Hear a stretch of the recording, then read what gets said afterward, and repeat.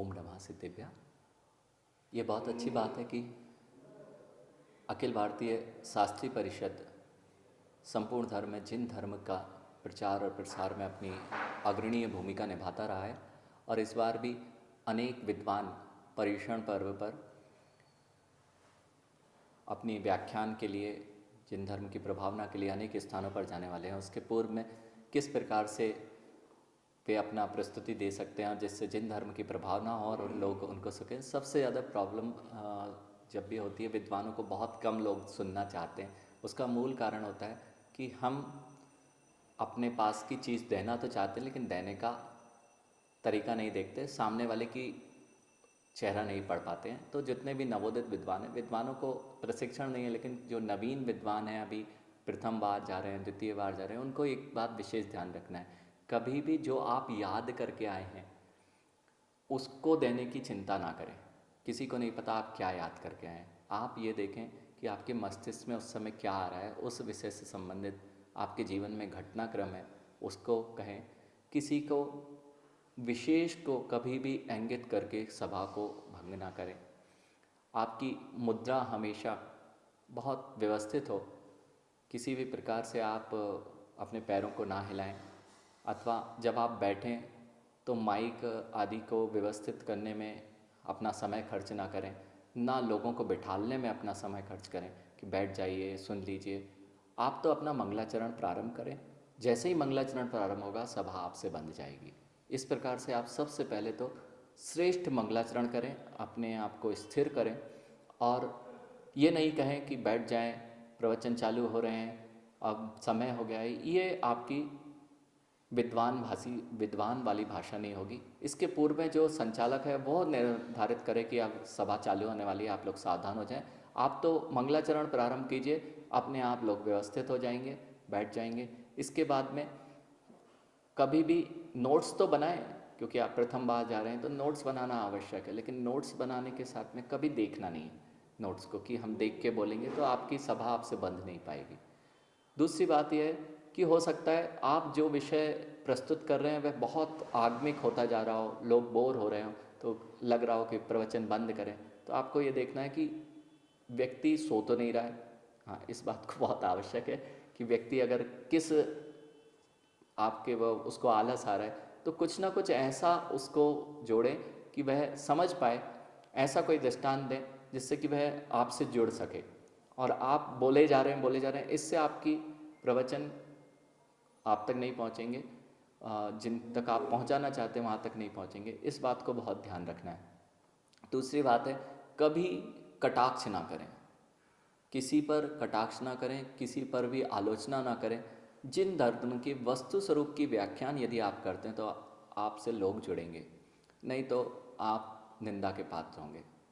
इसलिए कभी भी किसी भी रूप में कटाक्ष ना करें, दूसरे को इंगित करके ना करें, अपने आप को उस सिचुएशन में रखें। यदि कोई दृष्टांत दे रहे हैं तो वो किसी व्यक्ति विशेष का नाम लेके कभी दृष्टांत ना दें। और हो सके जहाँ पर सांसारिक दृष्टांत यदि आप देना चाहते हैं तो केवल तुम लोग ऐसा करते हो, तुम ऐसा करते हो, ऐसा कभी ना कहें। हमारे जीवन में ऐसा होता है, जब आप उसमें इन्वॉल्व हो जाते हो तो लोग आपसे जुड़ जाते हैं। इस बात को विशेष रूप से ध्यान दें, क्योंकि आप बहुत बार प्रवचन करते मिलेंगे, लेकिन विद्वानों के साथ बड़ी समस्या ये होती है कि लोग प्रवचन सुनना नहीं चाहते। हो सकता है युवा वर्ग ना सुनना चाहता हो। तो अगर आपको युवा वर्ग को जोड़ना है तो आपको उनके जैसे दृष्टांतों से उनको जोड़ना पड़ेगा, प्रासंगिक चीज़ों को लाना पड़ेगा। लेकिन प्रासंगिक चीज़ों में एक बात ध्यान रखना है आपको कि आप यदि गणधर पीठ पर प्रवचन करने गए हैं तो आप अपनी परंपराओं को कभी भी वहाँ पर नहीं बोलेंगे। आपके क्षेत्र में क्या चलता है, आपके पिताजी क्या करते थे, ये आगम नहीं है। आपको जो भी उत्तर देना है, यदि उत्तर देना है या प्ररूपणा करना है, क्या चलता है, इससे प्रवचन नहीं होंगे। आपको तो ये ध्यान रखना है कि जिन आगम में क्या वर्णित है। यदि आप किसी प्रश्न का उत्तर नहीं जानते हैं या कोई प्रश्न आया, आप जिज्ञासा आई, आप नहीं जानते हैं, तो आप गलत उत्तर ना दें। यदि आपने नहीं पढ़ा है तो कभी अपनी बुद्धि ना दिखाएं। वहाँ ये कह सकते हैं कि हमें देखना पड़ेगा, क्षयोपसम ज्ञानी है, अपन कल देखकर इस पर चर्चा करेंगे। इस प्रकार से आप वहाँ पर अगर कहते हैं तो आप जिन धर्म की प्रभावना करेंगे, और यदि आपने मन से कोई भी उत्तर दे दिया या आपने जो परंपराएं देखी उनसे उत्तर दे दिया तो हम गणधर पीठ पर ही जिन शासन की विरोध कर देंगे। दूसरी बात, एक विशेष ये ध्यान रखना है, हम ना तो पैसे कमाने के लिए जा रहे हैं, ना हम अपनी प्रभावना करने के लिए जा रहे हैं। प्रवचन क्यों दिए जाते हैं? प्रवचन स्वाध्याय है, पांचवा तप कहा गया है। धर्मोपदेश जो स्वाध्याय नाम का तप है उसमें धर्मोपदेश नाम का तप है। इसलिए जब भी आप प्रवचन करेंगे तो भावनात्मकता उसमें अगर जोड़ देंगे, अर्थात जिन विषयों को आप बोल रहे हैं वह आपके अंतरंग में कितनी उतरी हैं और कितना आप उन पर जी पाते हैं, उससे यदि आप चलेंगे तो आपके प्रवचन प्रभावी होंगे।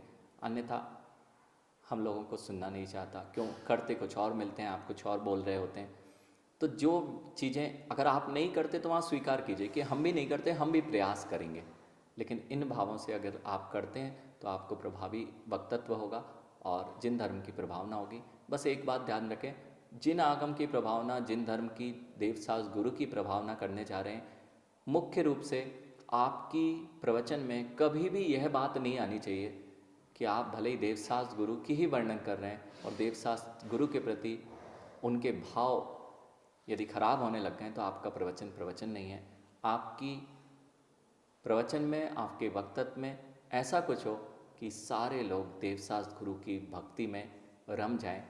ऐसा अगर करेंगे तो बहुत लाभ होगा। मुझे लगता है कि यही मेरा मंगल आशीर्वाद है कि आप इस तरह से जिन शासन की प्रभावना करें। बोलिए आचार्य प्रवर विशुद्ध सागर जी महामुनिराज की जय।